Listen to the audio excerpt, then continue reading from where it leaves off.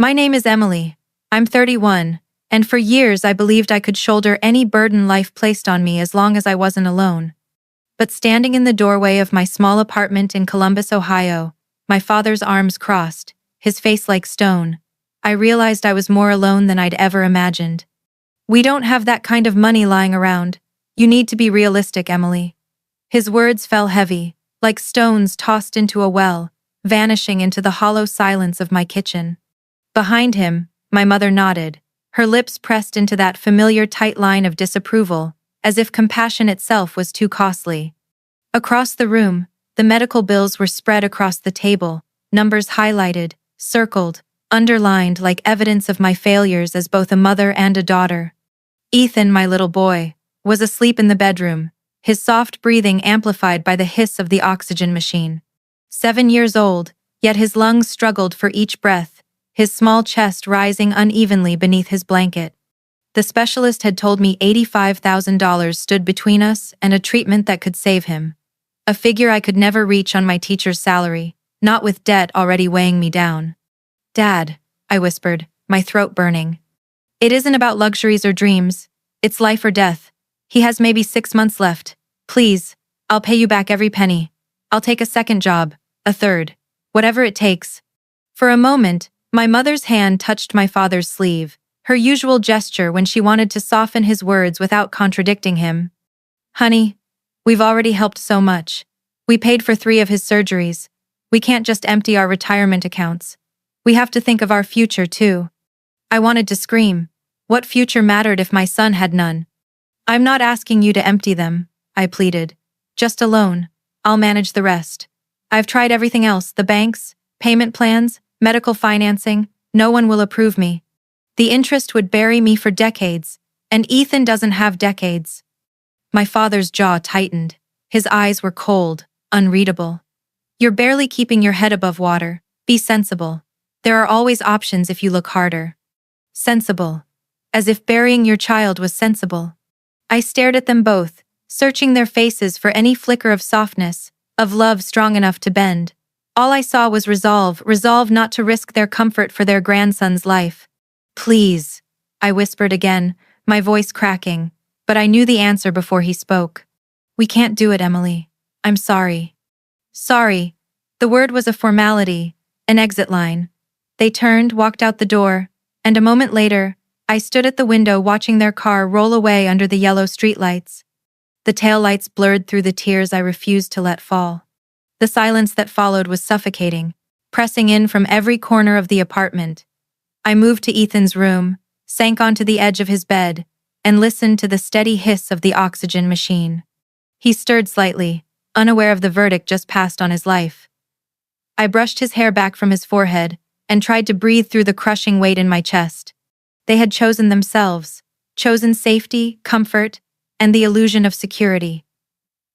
My son had been reduced to a line item they could not justify.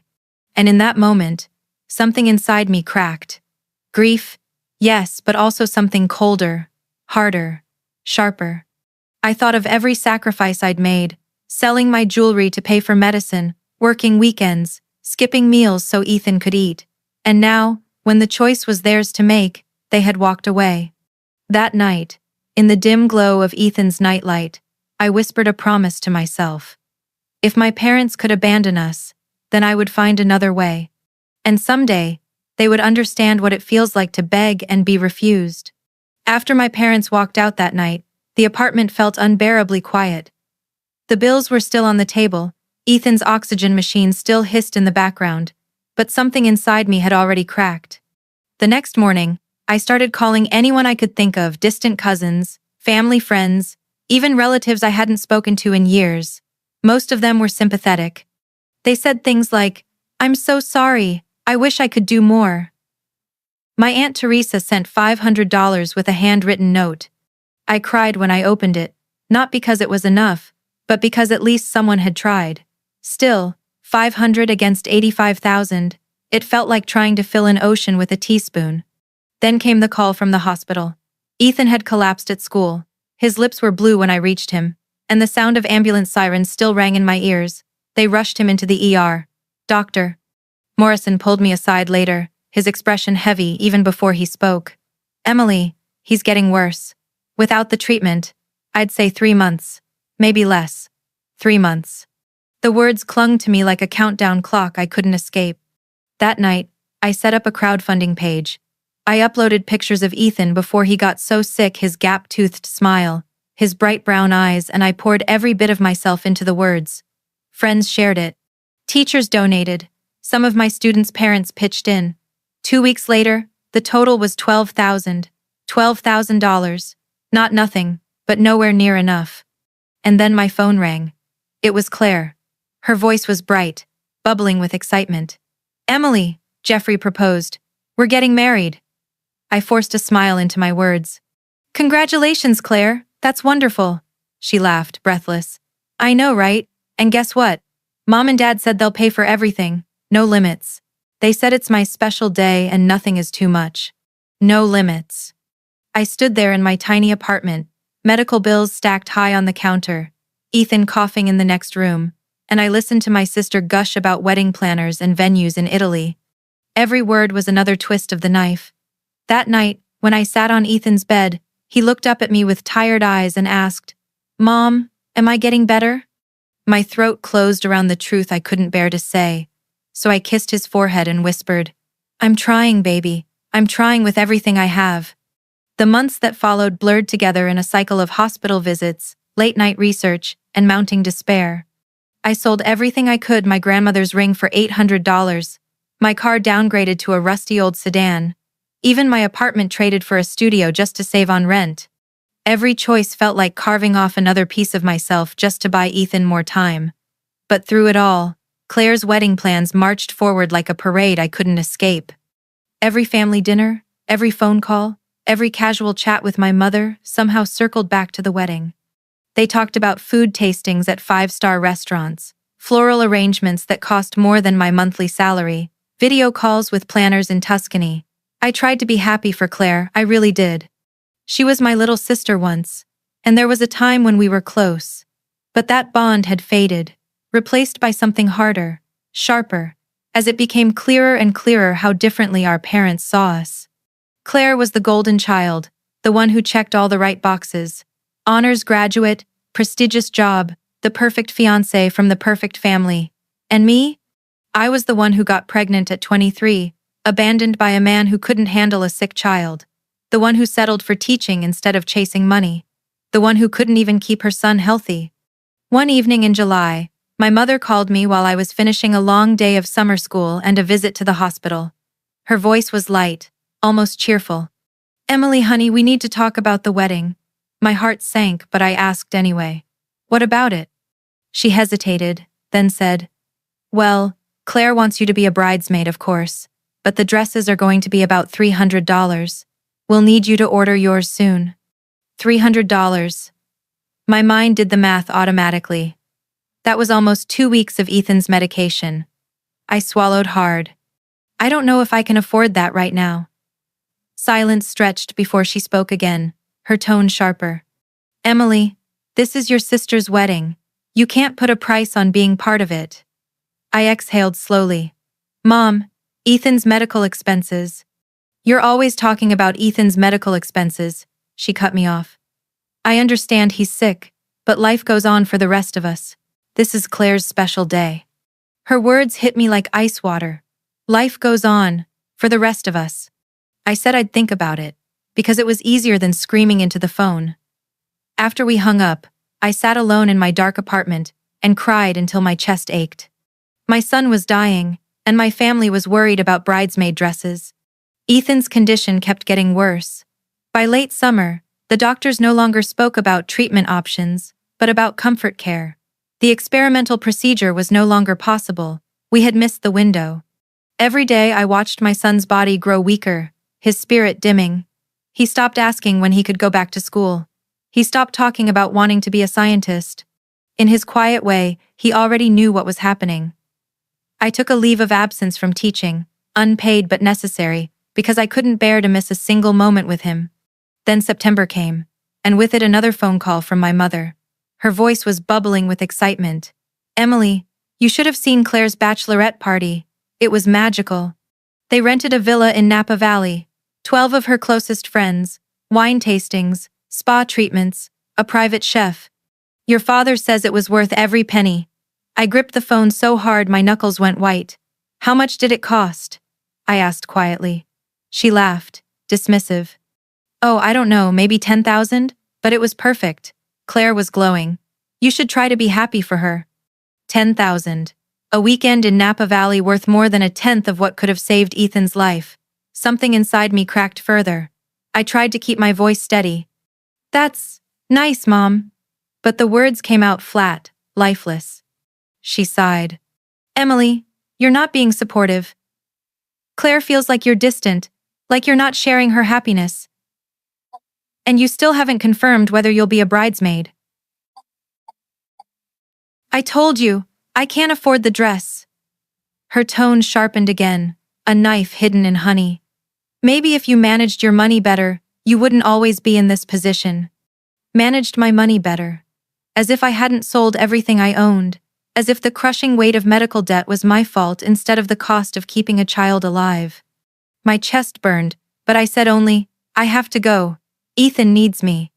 And she replied almost with annoyance, of course he does. But Emily, you have to think about yourself sometimes. You can't let his problems control your whole life. Look at Claire, she balances everything so well. After we hung up, I stared into the silence of my apartment. Claire was sipping champagne in Napa, my parents were glowing with pride, and my son was gasping for breath in a hospital bed. That night, for the first time, I felt something new taking root inside me. Not just grief, not just despair, but anger. A slow, steady fire that would not burn out. October brought a chill that seemed to sink into my bones. Ethan was in and out of the hospital almost constantly now, his small body fighting battles it couldn't win. The doctors stopped talking in terms of months and began using the word weeks. I sat by his bed every day, reading his favorite books, holding his hand through the pain, telling him stories about heaven and how one day he'd be able to run without wires or machines. His eyes grew heavier, his voice softer. He no longer asked when he could go back to school. He just leaned against me and whispered, "Stay, Mom." And I did. I stayed. My parents visited sometimes, but it was never for long. They would sit stiffly in the hospital room for 20 minutes, pat Ethan's hand, and then leave with excuses about meetings with the florist or the wedding planner. Claire came once, standing in the doorway of his room, perfectly dressed as always. She managed 5 minutes before she said she had to run something about a dress fitting. As she left, she whispered, "He's so thin." I stared at her. Yes, he is. It was all I could manage. 2 weeks before the wedding, Ethan had a particularly bad day. The monitors screamed, nurses rushed in, and I held his hand while they tried to stabilize him. Afterward, Dr. Morrison pulled me aside. His eyes were full of pity. "Emily, he doesn't have much time left. Days, maybe a week. I think you should call family." I called my parents that night. My father answered, his voice distracted. "Emily, we're in the middle of rehearsal dinner preparations. Can this wait?" I gripped the phone until my hand shook. "Ethan is dying. The doctor says days at most." Silence stretched. Then my father muttered, Oh, Emily, I'm so sorry. Do you need us to come?" "Do I need you to come?" My son, their grandson, was slipping away, and he asked if I needed them to be there. I forced the words out. "Yes, I think Ethan would want to see you." They came the next morning, Starbucks cups in hand. They stayed for 15 minutes. My mother dabbed at her eyes with a tissue. My father checked his watch twice. Finally, he said, "We have to go. The florist is expecting us at 11. The centerpieces have to be finalized." I stared at him, unable to speak. They walked out of the room, leaving me with the sound of machines and Ethan's shallow breathing.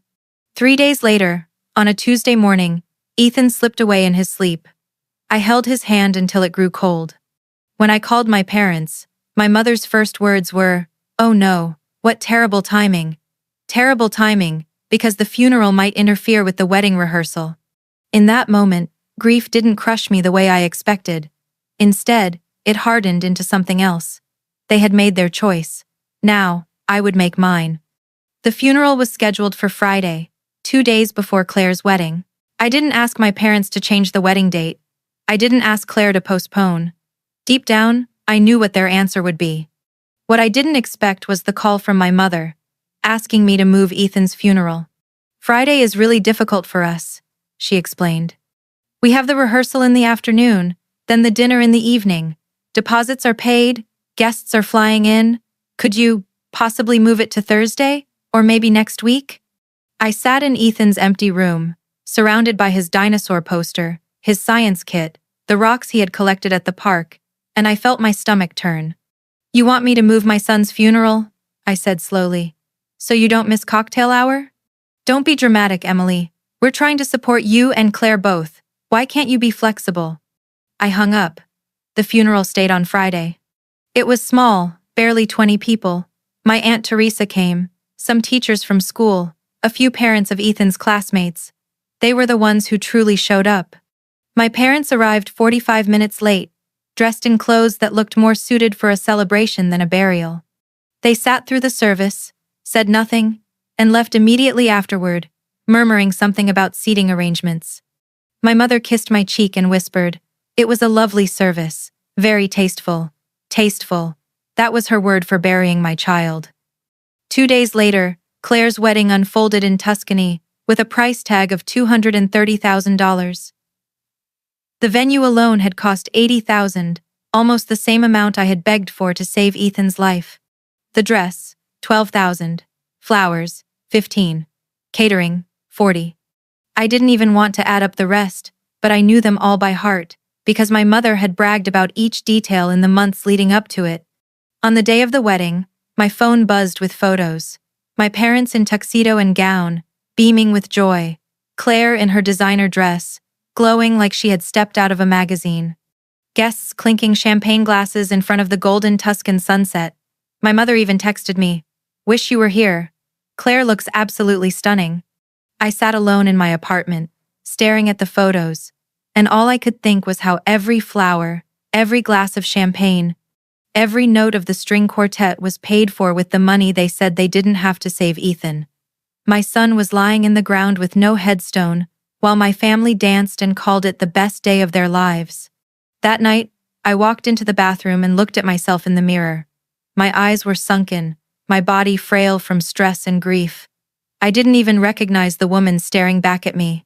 And then, quietly, I made myself a promise. This wasn't over. They thought they could discard Ethan's life and move on, but they were wrong. After the wedding, I stopped speaking to my parents and Claire. It wasn't a decision I announced. It was simply silence. Calls went unanswered, texts ignored. Christmas cards arrived, but I left them sealed. My grief had already built a wall around me, and that wall became my only protection. Life didn't magically get better. I declared bankruptcy, wiping out most of my medical debt but destroying my credit in the process. I moved into a smaller apartment in a worse neighborhood. I worked evenings tutoring just to keep the lights on. I wasn't living, just surviving. And yet, somewhere in that numb existence, a seed of determination began to grow. I followed their lives from a distance, quietly watching through social media they didn't realize I could still see. Claire posted baby announcements, Sophia first, then Jackson. My parents commented proudly, calling Sophia their first grandchild. I took a screenshot and saved it. Ethan erased, as though he had never existed. I began keeping notebooks, pages filled with timelines, receipts, screenshots, every moment of betrayal documented in ink. It wasn't revenge I was writing. It was history, evidence. The truth they worked so hard to bury. At the same time, I rebuilt myself. Slowly, piece by piece, I went back to school for a master's in education administration. I worked long nights, pushed through exhaustion, and 3 years later I became an assistant principal, then a principal. The money wasn't enormous, but it was stability. It was proof that I could build something without anyone's help. I also started saving, a little at a time, tucking away every spare dollar into an account I never touched. For 4 years I lived quietly. I smiled politely when coworkers asked about my family, offering vague answers. I built friendships with people who showed up when life was hard. I traveled, scattering Ethan's ashes in places he would have loved. And every step I took forward, I carried his memory with me, not as an open wound anymore, but as a compass. Then, one day, an email arrived. It was from Aunt Teresa. The subject line read, "Important family matter." I almost deleted it, but something made me open it. Inside, her words spilled out. My father had lost his job. The company he'd devoted decades to had collapsed in a fraud scandal. Their retirement savings, all tied up in company stock, had vanished. My parents were facing foreclosure. They had nothing left. I read the email 3 times. Then I searched online, and the articles confirmed it. My father's name, listed among the executives who had lost everything. The country club, the travel, the comfort, it was all gone. Some would call it karma. Some would call it justice. I just called it inevitable. And for the first time in years, I realized the balance had shifted. They weren't untouchable anymore. They were vulnerable. And this time, I was the one with power. It started with a knock on my door. When I looked through the peephole, I saw my father. He looked older, thinner, his suit hanging loose on his frame. I opened the door just enough to hear him. His voice cracked. "Emily, please, we need help. Help." The word tasted bitter. I listened as he explained. The house was in foreclosure. My mother's health insurance had lapsed. They were drowning. They needed $90,000. He said Claire and Jeffrey were doing what they could, but they had their own family to support. Then he asked me, his daughter, the one he had abandoned when I needed him most, to save them. I didn't answer right away. Instead, I let them wait 2 weeks of unanswered calls and desperate messages. During that time, I checked foreclosure listings. Their house, the same one I'd grown up in, was scheduled for auction in 45 days. I could almost picture them pacing through those halls, the weight of loss pressing down on them. Finally, I called him back. "We'll meet," I said. "All of you. At my apartment." They arrived on a gray Saturday afternoon. My father, my mother, Claire. They sat together on my worn couch like schoolchildren summoned to the principal's office. I stayed standing, a folder in my hands. "You asked me for 90,000, I said. "Before I decide, I want to go over a few things." I pulled out a printout of my old crowdfunding page. May 16th, 4 years ago. "I begged you for 85,000. You told me no." Then I laid out receipts from Claire's wedding, the $80,000 venue, the $15,000 flowers, the $12,000 dress. "You told me you couldn't afford to save Ethan's life, and then you spent 3 times that amount on a party." My mother began to cry. My father's jaw tightened. Claire whispered, "This isn't fair." "No," I said. "What wasn't fair was watching my son suffocate while you poured champagne in Tuscany." I pulled out the last page, a photo of Ethan in his hospital bed, taken 2 weeks before he died. "This," I told them, "is what you chose not to save." The room was heavy with silence, until my father finally said the words I had waited years to hear. "We chose wrong. We had the money, and we chose the wedding. And Ethan died." My mother sobbed. "We should have saved him. We were wrong." Claire had no words at all. I set a check on the table. $90,000. Their eyes widened. "There are conditions," I said. "1, you admit what you did, out loud. 2, you take this money, save your house, and never contact me again. No calls, no cards, no visits. You erase me the way you erased Ethan." They signed the agreement without even reading it. Desperation made sure of that. I handed them the check, then opened the door. "We're done," I told them, and they left. But I wasn't finished. That night, I emailed Aunt Teresa. I attached everything: timelines, bills, screenshots, the photo of Ethan, even my mother's post calling Claire's baby her first grandchild. I told her to share it with anyone who needed to know. And she did. Within days, the truth spread like wildfire. The country club, their church, their friends, all of them knew what my parents had chosen. They kept their house, but they lost everything else. A week later, Claire showed up at my door, furious. "You're destroying them," she spat. "You're vindictive, cruel." "No," I said quietly. I'm giving them what they gave me. Consequences. You'll hate us forever. I don't hate you, I told her. Hate requires caring, and I don't care anymore. You stopped being my family the day you chose a party over my son's life. She left, and I closed the door for the last time. In the months that followed, I lived again. I traveled. I made friends who showed up when life was hard. I scattered Ethan's ashes in the places he would have loved. And slowly, I found peace. Some would call what I did cruel. I call it justice. They taught me that love was conditional, that family had limits, that some lives mattered less than others. I simply returned the lesson, wrapped in a check they couldn't refuse, and a truth they couldn't escape. And then I walked forward without them, but carrying Ethan's memory with me. Finally, free.